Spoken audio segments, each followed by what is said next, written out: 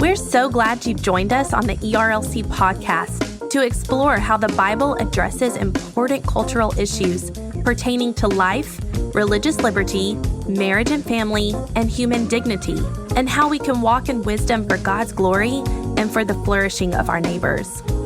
If you're enjoying this podcast and find it helpful, please leave a review wherever you listen. This will help more people find and benefit from what we're learning together. We are grateful for the time you take to join us for these conversations.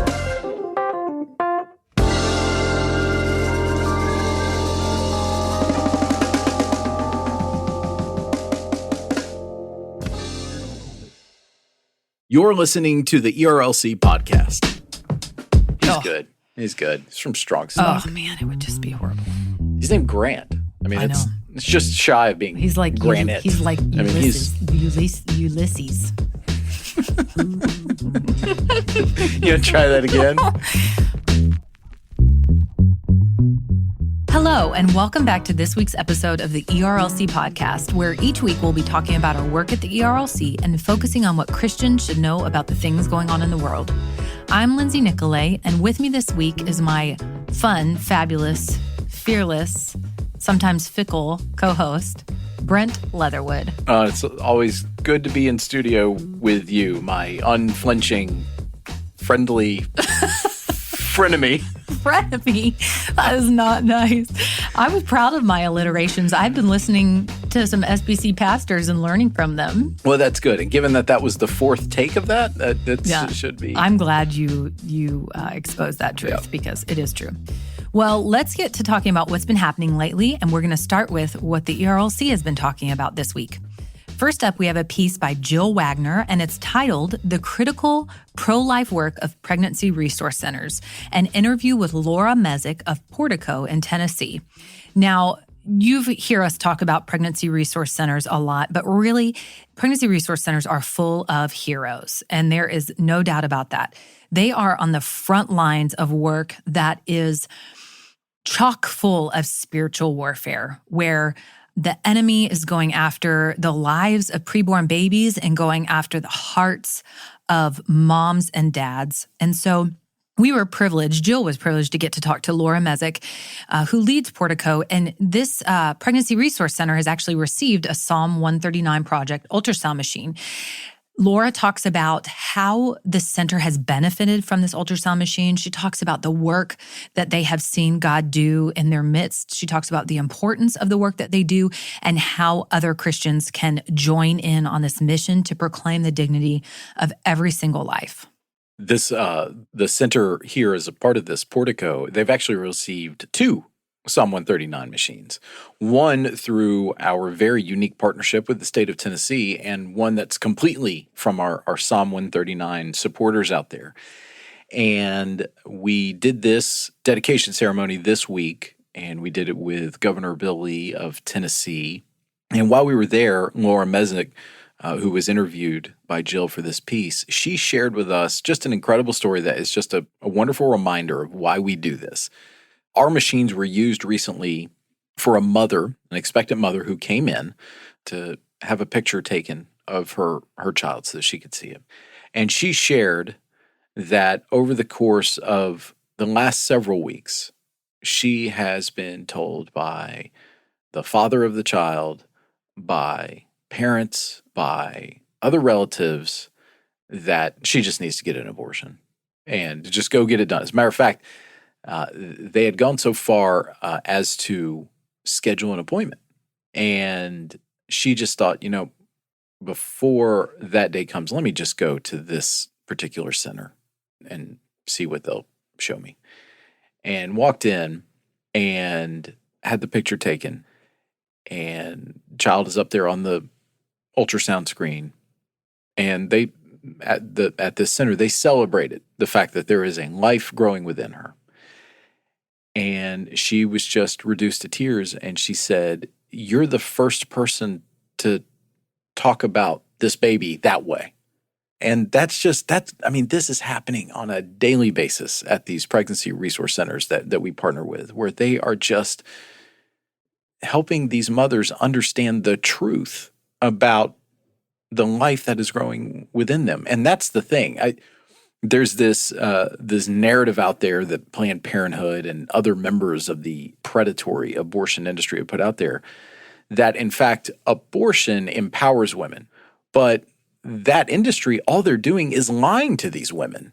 That's not empowerment. Empowerment is actually saying, you have a child now, and that child deserves a chance at life.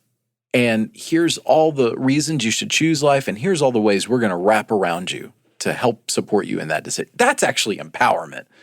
And that's not what culture wants to hear right now. But I'm so thankful that folks at this particular one here in Middle Tennessee at Portico and other nurses and doctors and medical staff and support staff at these centers are out there on a daily basis combating these lies and helping to truly empower mothers. That is a good word, Brent, and great information. It's neat to hear about the 2 ultrasound machines. I'm glad you mentioned that. 2 other things stand out to me thinking about this. You know, somebody might be listening to this podcast and thinking that they want to be involved in pregnancy resource centers and pro-life ministry and feel a tug at their heart, but they're not sure what they're going to do. And Laura's story is neat because she was a 25-year-old stay-at-home first-time mom when God began to lay this issue on her heart. And it's because she heard about late-term abortions that were happening in California, and babies were discovered in dumpsters. And it just tore at her. And from then on, she really was committed to the pro-life movement, and the Lord has used her in amazing ways. The second thing is how after Roe versus Wade, you know, the Lord would have it that the rise of the ultrasound machine would happen, and we'd be able to get a window into the womb and see that there actually is a real life in there. And I just think it's amazing because ultrasound machines have been so key and so critical in the midst of this work and in advocating for babies. So we are thankful for this ministry and pregnancy resource centers all over the world, and we encourage you to pray for them because they truly are on the front lines. The next article is by Jason Thacker, and it is an explainer about what's going on between Russia and the Ukraine. You've probably seen this filling up your news feeds, but tensions have been heating up. I'm not even going to try an attempt to explain this article because it is full of all kinds of interesting facts about the history of Russia and Ukraine. But what should be said about this is that we Christians should care about this. We should think about this. We should pray about this because this will have ramifications not only for the people who are living in the Ukraine who are potentially going to be invaded and ministry that's happening there, Christians who are there, but also for us in the United States and for what our involvement could potentially be. So, Brent, why don't you tell us a little bit more about this? Well, there's a narrative out there in culture right now from elements of the political right that are almost suggesting that we should either be indifferent about this Russian aggression towards Ukraine, or honestly, there's been some that have suggested maybe we need to be siding with Russia, which is just crazy. We need to stand up for the dignity of everyone when it is imperiled. And certainly when a nation like Russia has designs on taking over a sovereign neighbor like Ukraine, that should be something that should cause us to be deeply concerned. Because ultimately, if this were to play out in the worst possible scenario, Russia forcefully overtaking Ukraine, I mean, innocent lives will inevitably be lost. And innocent lives will inevitably bear the brunt of the challenges associated with that sort of Russian occupation. Churches will be affected. Missionaries will be affected. As a matter of fact, I was talking with a prominent Christian leader here recently about how he is counseling missionaries on the ground and pastors of churches on the ground about is now the time to abandon my church, my congregation, the field where I'm working. I don't know if it is or not. And these are hard questions because they feel God has called them to this particular community or this particular area to serve. And so Christians, absolutely, we should be the ones that are caring about this and watching this very closely. And look, our elected officials in Washington, they have every right to be debating the extent to which we either get involved or help Ukraine or our NATO allies. Absolutely. Like that's a part of good policymaking. But we really shouldn't, as Americans who care about freedom across the globe, we shouldn't countenance this sort of, well, we just need to look the other way. This is in Russia's backyards. I mean, look, if 2020 and the challenges brought forth by the pandemic have shown us, we live in an increasingly globalized society where issues in one part of the world no longer just stay in that particular region. They go global very quickly. And there is a tinderbox of a situation unfolding in Eastern Europe right now where things could quickly get out of hand if Russia is not, if a signal is not sent to Russia and to its president, Vladimir Putin, that these sorts of aggressions are not something that should happen in our modern world. So this is definitely something that we will be continuing to pay attention to at the ERLC, but more broadly, all of us really should be. Well, and one note of encouragement to listeners, in a social media age, in it's such a connected age, not just social media, but TV, it can be so overwhelming because we're confronted with so many needs and so many issues and events and things that we should be caring about that are inundating us. And we are not God. We're not sovereign. We're not all-knowing. And so based on your season of life or whatever it might be, you're going to be able to know more about certain situations than you are others, or be involved in certain ministries than you are others. And so that's why at the ERLC, we try to keep track of some of these things for you so that we can help you in the midst of your busy life think wisely and biblically about these issues. And you don't have to feel lost in the midst of all the talk and the hubbub. And then finally, we have an article by Alex Ward, and it's titled, Why Should Christians Care About the Environment? Creation Care and Confidence in God. And I just want to say at the outset, this can often be a controversial issue. To me, it's not a liberal versus conservative issue. It's just something that the Lord talks about clearly in Genesis 1 when he gives man and woman dominion over the earth. Those who are in Christ are his vice regents. We help care for and steward the earth well.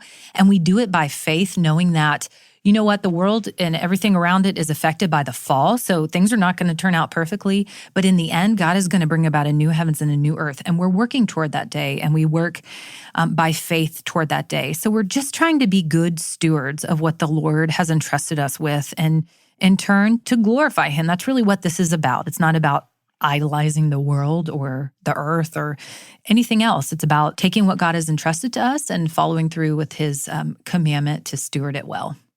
Man, vice regents. I bet nobody tuning into the old ERLC pod today was thinking they were going to get that word. I mean, mercy, we're going to grad school here at the ERLC podcast. I remembered one thing. Yeah, you remember one thing.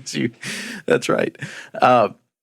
Alex is just one of our best thinkers, and I appreciate that he put this down. And to your point, Lindsay, I would say if people are getting hung up on this issue, it is because they are placing their politics above their gospel.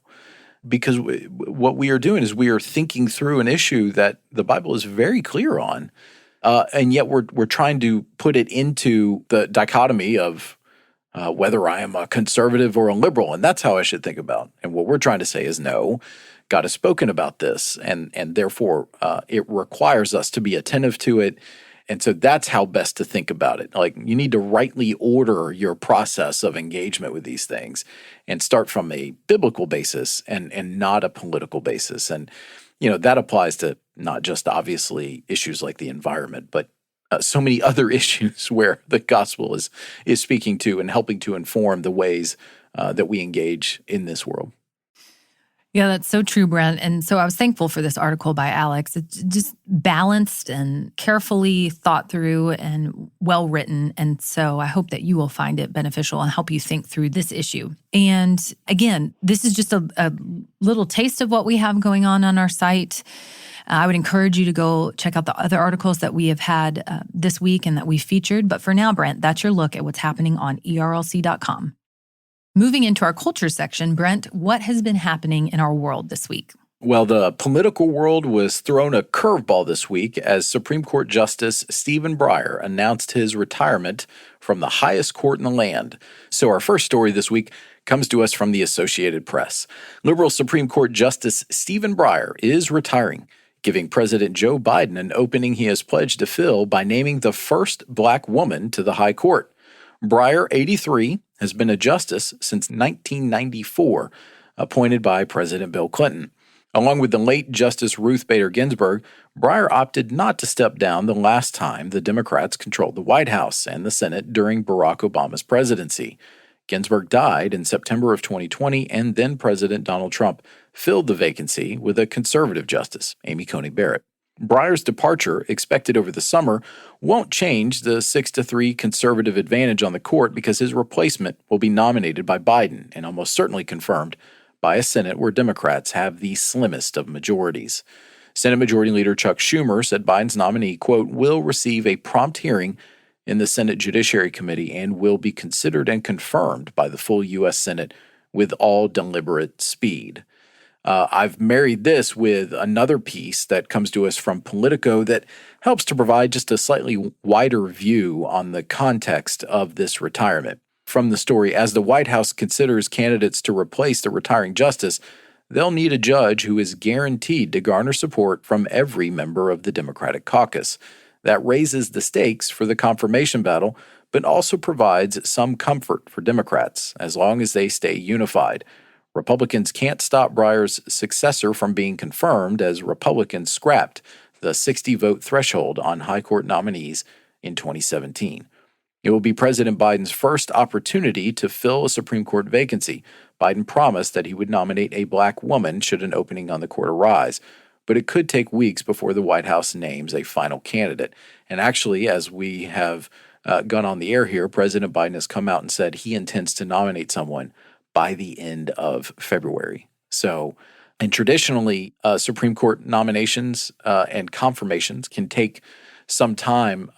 Justice Barrett's confirmation was probably the speediest, at least in recent memory, as it took about 30 days for her to be nominated and confirmed.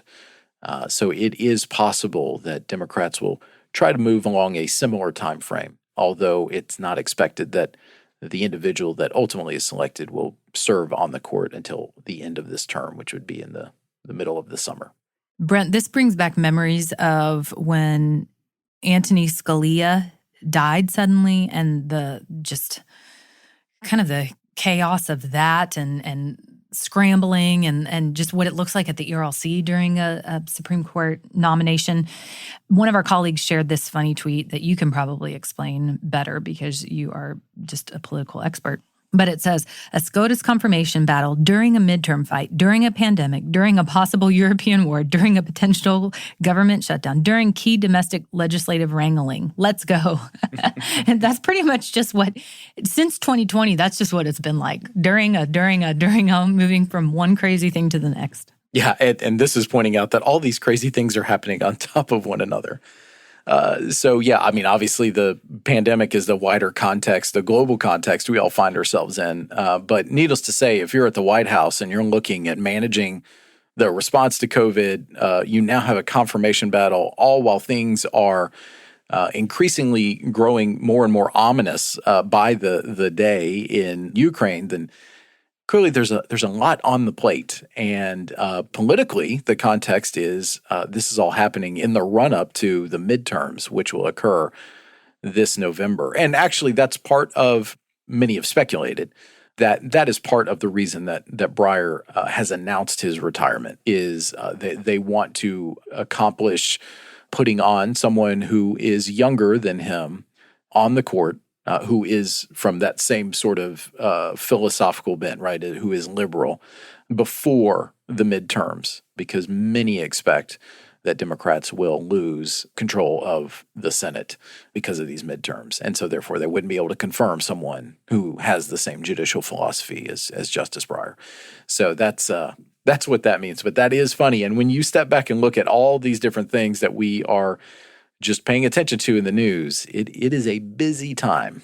So does, help me understand, does the Supreme Court justice, do they have to voluntarily, don't they have to voluntarily retire? They can't be told by their, certain party. Well, you correct? can be impeached. You can be removed by Congress, but that is an incredibly high bar, and we haven't done that. So why wouldn't Justice Breyer just say, no, I don't want to retire if he's being pressured to? Well, so last week, apparently, according to one NBC News report, Justice Breyer actually had informed officials at the White House that he was intending to retire, but had not yet expressed that to President Biden. But then Pete Williams from NBC actually was the one that scooped everyone with the news and released it earlier this week that Breyer was intending to retire. So he may have been preempted slightly, but it does seem natural. I mean, he's 83 years old, oldest member of the Supreme Court currently. With his retirement, Clarence Thomas will become the oldest at 74. So he was, nearly 10 years older than the next oldest person on the court. So it would make sense for him to go ahead and retire. And given the political lay of the land, Democrats potentially losing control of the Senate, honestly, it kind of does make sense. And if you're the president and you're the White House, you want this appointment. Supreme Court appointments are a very strong part of a president's legacy. And the Biden administration is seeing this as an opportunity to put someone who is more liberal on the court. And I would say more than likely this was going to happen. It just may have slightly happened a little earlier than he intended. Well, that's helpful. The other big story of the week, as we've kind of talked about, and it has been in recent weeks, are the developments in Ukraine, and they are not encouraging. The Wall Street Journal has this. Russia said that it didn't see much reason for optimism that the West would accept its demands over de-escalating the standoff over Ukraine, and said Russian President Vladimir Putin would take his time in considering proposals delivered by the U.S. and the North Atlantic Treaty Organization a day earlier. The U.S. and the Washington-led military alliance had late Wednesday sent written responses to Moscow over its security demands that would redraw Europe's security architecture by barring former Soviet states from joining NATO and hosting U.S. military bases. The efforts to engage with Russia diplomatically come as Moscow masses forces around Ukraine, raising fears of an escalation in the long-running conflict. Russia seized Crimea from its neighbor in 2014, and Russian-backed forces occupy areas in Ukraine's industrial east, according to Western officials. So essentially what Russia is posturing about is the fact that there are former Soviet bloc nations or nations that were controlled by Russia that are now a part of NATO. And there is a country like Ukraine that has expressed an interest in joining NATO, which again is a military alliance of Western countries. And Vladimir Putin doesn't like that. He thinks that allows American forces, which are a part of NATO, to get a little too close to Russia for his liking. And so he is, in essence, building up troops on his western border, the one that borders Ukraine, to send a signal that he wants this to stop. And in effect, he's implying that if for some reason his demands aren't met, then they may just take Ukraine by force. And so that's how we've gotten to where we are. It should be noted, and we put this in that explainer that our colleague Jason Thacker wrote about what is going on in this conflict. It should be noted that Putin has designs on essentially reestablishing at least the physical geography of what once was the Soviet Union. And he sees that as a part of cementing his legacy long term. Yeah, it's definitely interesting to watch. And on that explainer, toward the bottom, we'll be putting updates as they occur because it's a pretty fast-moving situation. Now, to add a little levity in the conversation, I've already given you a hard time about this in the past. It wasn't appropriate earlier when we were talking about the explainer, but now it is. How you pronounce Ukraine. You say Ukraine. And it's funny because we were talking about the President Grant. How do you say it? I say Ukraine. So you think the emphasis is on the second syllable? Yeah, not the U. Well, it's not on the ain. It has a K. I know, but it's not Ukraine. It's Ukraine. No, that's what you say. Look, you're corrupting me. It's Ukraine. You don't even know, Ukraine. really. Yeah, you're speaking as East Tennessee. I think you're an expert. Well, I'm not an expert, but I just know. It's not Ukraine. So anyway, just had to give you a hard time. You're just trying to say that I put the emphasis on the wrong syllable. Exactly. Right, yeah. Yes. Okay, our next story comes to us from the New York Times, and it's about our favorite story that never goes away, COVID. It's saying that, here's another word that you and I like to disagree on how we pronounce it, because you like to call it Omicron. What do you call it? Omicron? No, yeah, it's not I call it Omicron. It's you Omicron. Pronounce it like somebody from Boston. Omicron. Omicron. The New York Times reports that it is loosening its grip, but the pandemic is not over. After a frenetic few weeks when the Omicron variant of the coronavirus seemed to infect everyone, including the vaccinated and boosted, the United States is finally seeing encouraging signs. So what's driving the optimism? The idea is that so many people are gaining immunity through vaccination or infection with Omicron that soon the coronavirus will be unable to find a foothold in our communities and will disappear from our lives. Well, by infecting so many people, Omicron undoubtedly brings us closer to the end of the pandemic, experts have said. The current surge in infections is falling back, and there is reason to hope that hospitalizations and deaths will soon follow. And instead, the coronavirus seems likely to become endemic, a permanent part of American lives, a milder illness like the flu that people must learn to live with and manage. But the future also depends on a wild card, new variants. Omicron surfaced only at the end of November, and most researchers believe other variants are coming because too little of the world is vaccinated. And I think a lot of us have talked about basically that this is going to just be something that we have to learn to live with. And it probably will become something like the flu where, each new season, we have the opportunity to go out and get a COVID shot, like a flu shot. Maybe they will even marry those two together. I don't know. And there will be those of us who just decide, no, I don't want to. And, we just have to play the odds. And if you're younger, the odds are really good. And if you're not, if you're older or you're in an immunocompromised position, those odds aren't great. And that may just be the reality that we live with. I mean, for example, this past season, I didn't get a flu shot because the studies were coming back and said that it was less than half effective at this particular season's strain of the flu. And I don't know, that's probably an indictment on me. Maybe I should still have gone to get it. But maybe that's just going to kind of be the decision matrix we all have in the years to come. Right. Well, and if I could insert the breaking news sound, like do do do do do do do do do do do do do, that there's you talking about this, that there's a sub-variant of Omicron that they are tracking. Okay. Did you hear about this? No. I saw this morning on the news. I don't know much about it, but it's this news story, this YouTube clip from NBC News calls it a stealth version of Omicron, discovered in California. And so they are tracking that. But does it have a name? Is it like Omicron Plus or something? It just says stealth version, and there's not an actual article about it yet. Okay. So interesting. Well, and I should put as a postscript to my flu comment or flu shot or comment. I have for the last several years gotten my flu shot, but for whatever reason, I think it was because I went and got boosted that I was like, you know what? If I'm going to beat that, I can take any flu that's coming. Right. Yeah, maybe. I don't know. I used to, this is just a side note too for some entertainment. For the longest time, I did not get the flu shot because this is like at the beginning. This is before fake news was even a thing. I was a victim of fake news. So I didn't get the flu shot because I saw this news story where this woman apparently got the flu shot. And so she could, and you'll find out why I'm laughing in a minute because it's going to seem heartless. She could no longer walk. She could only run backwards. And I believed it.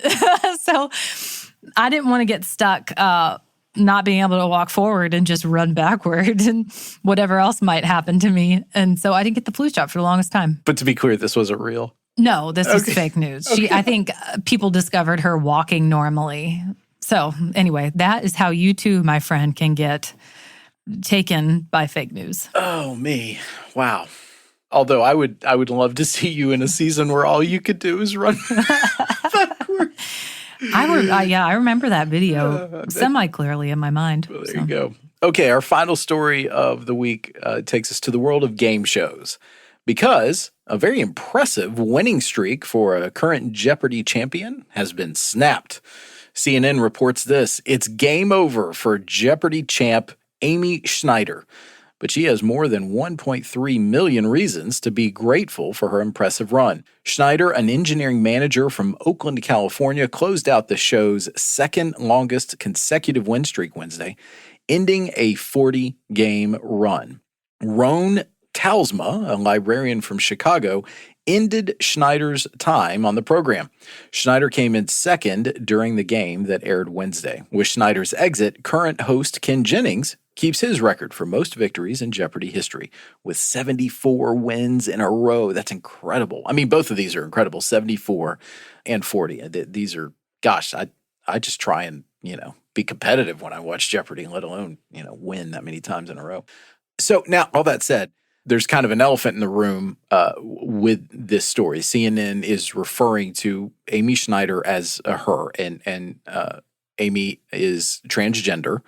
And I'm just curious, Lindsay, as a female, like, how does this land with you that, this is being called the record for women with Jeopardy? I mean, ultimately, we're talking about a game show, but it is kind of a cultural moment that I think offers a chance to reflect on just where we are.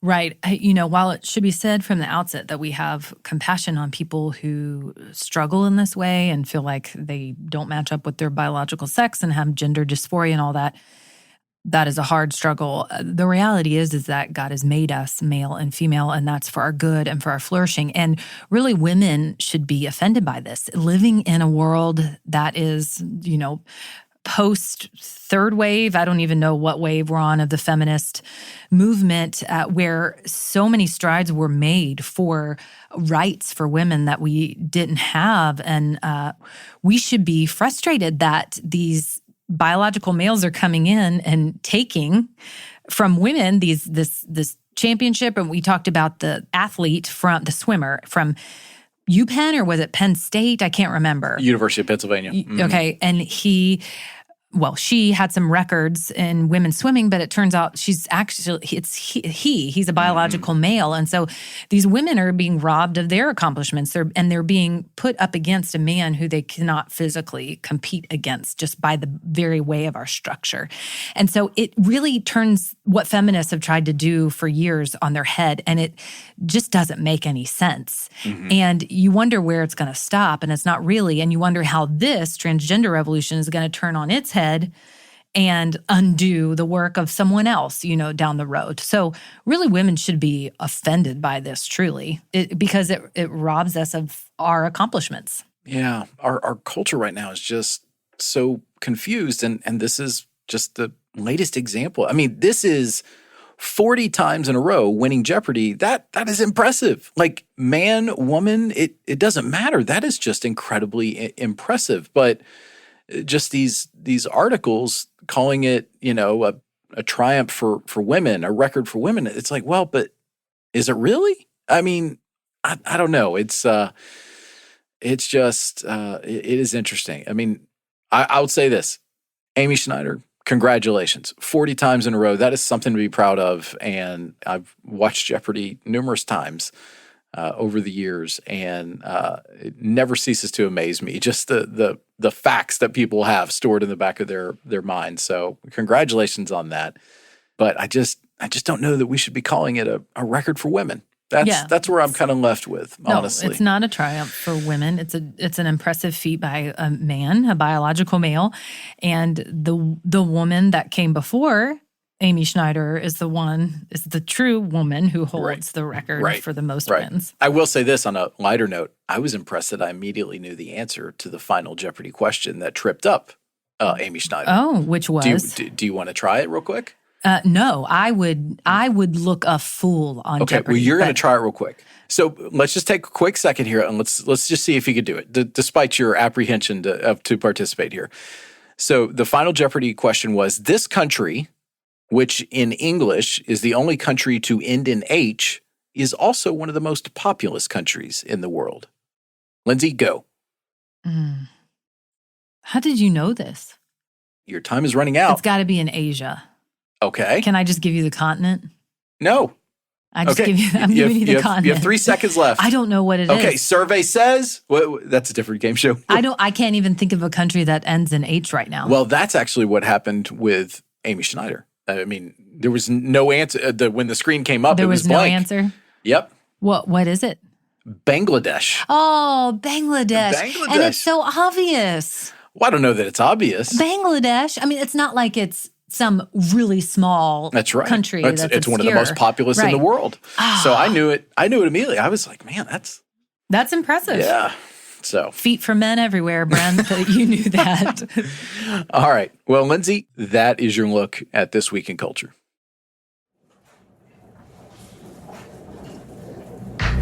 And now it's time for the Lunchroom, where we tell you what we're talking about with each other. Brent, what do you have for us? So I was talking with someone at church the other day, and it lined up exactly with this CT article that actually came out last week. I'd missed it. But we were talking about, like, man, where are just some of the people at church right now? And we weren't saying it in a pejorative way or a mean-spirited way, but like we have kind of took stock. Like there are several friends of ours, several couples that we know, just several people from around church from pre-COVID that still just have not come back. And I know personally several of those people, like I've reached out to them and just like, hey, but everything okay? And like just haven't received any response back.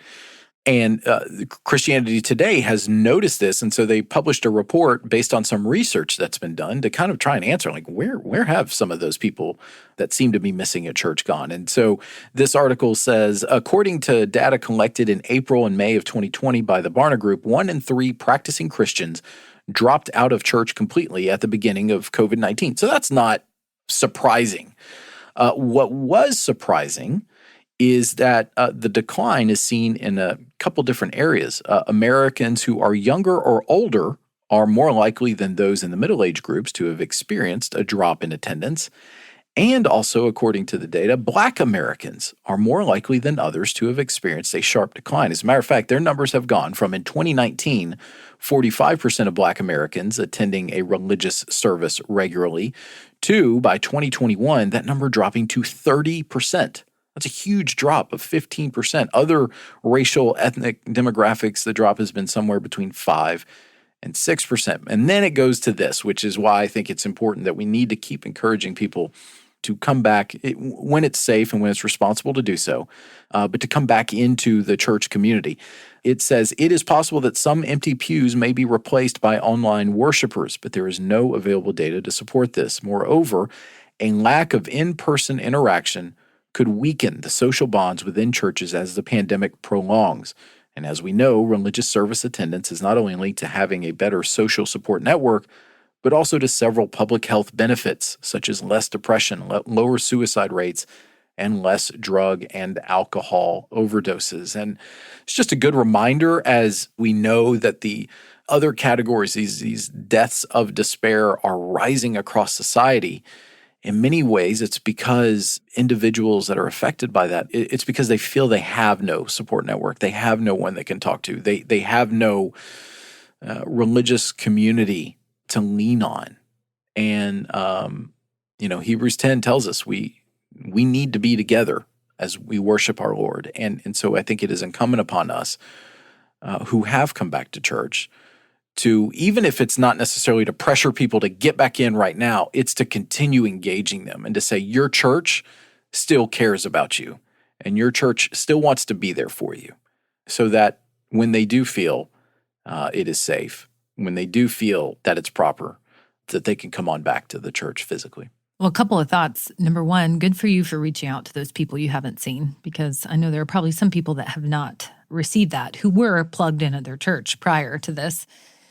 Number two, Pastors aren't mentioned in this. I mean, I hope they're going to church because they're the pastor of the church, but it's got to be hard for them. Not just pastors, but the ministers, the directors, the whatever, who are doing the work of ministry there in the church. That's got to be tough, not seeing people you know and love come back, and it's got to be discouraging. And I know I've not been faithful to pray for them, but we need to be praying for them and encouraging them. And lastly, I wish they would have covered the demographic of parents with little kids. I'd like to know how that breaks out. Like people with children, if they've seen them, I tried to scroll through the article and I don't think I saw it, but if they've seen a difference, like with older kids, they're coming back, with little kids, they're not.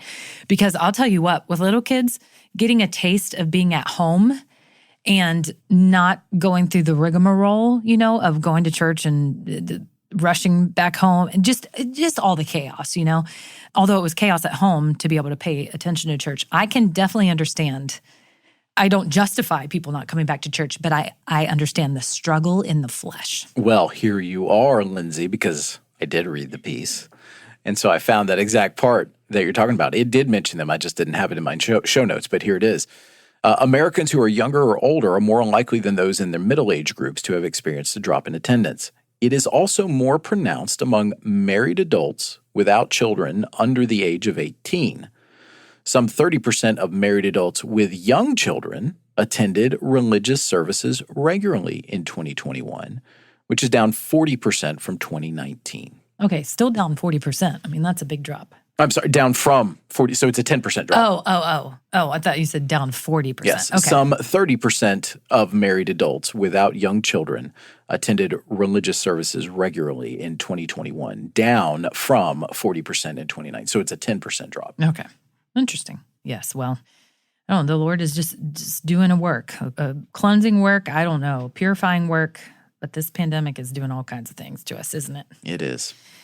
Well, I'm going to share a story that actually you shared first, but this is about an unknown space object. And the headline is, Unknown Space Object Beaming Out Radio Signals Every 18 Minutes Remains a Mystery.